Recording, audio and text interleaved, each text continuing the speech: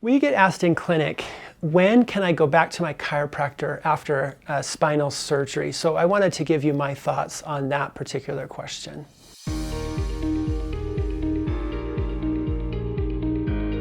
Chiropractic care in general, I feel, and is validated in the literature to be effective for the management of biomechanical problems in the spine and for painful conditions of the spine. Specifically, chiropractic manipulation can help restore biomechanical function, motion, and modulate the sensory input going to the brain from the spine. After spinal surgery, a couple of things happen. One is the body senses the injury that's occurred at surgery, and so it triggers the muscles to spasm and guard that area.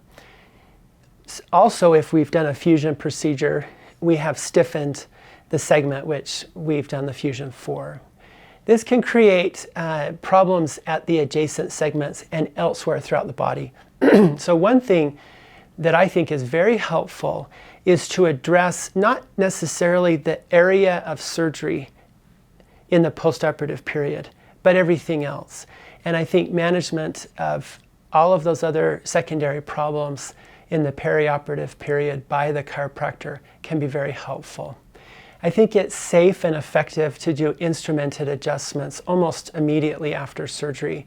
I get instrumented adjustments periodically after a long day in the operating room by a good friend and chiropractor at the hospital, and that has helped me to stay mobile and to help areas that are stiffening up and causing some discomfort. With regards to the manipulation itself, I would have a few rules of thumb for doing a chiropractic manipulation after surgery. Rule number one, if your surgeon has released you to full activity, then it is appropriate to do a chiropractic manipulation. Rule number two, if you have had an implant placed, I think it is wise to have a radiographic assessment of that implant to make sure it's in good position and that there are no complicating features before undergoing a chiropractic manipulation. And rule number three is if you have had a spinal fusion done, I would recommend seeking radiographic evidence for fusion before undergoing a chiropractic manipulation to the area of the fusion. The reason for that is I do think that we don't want to put undue stress on an immature fusion and delay the healing.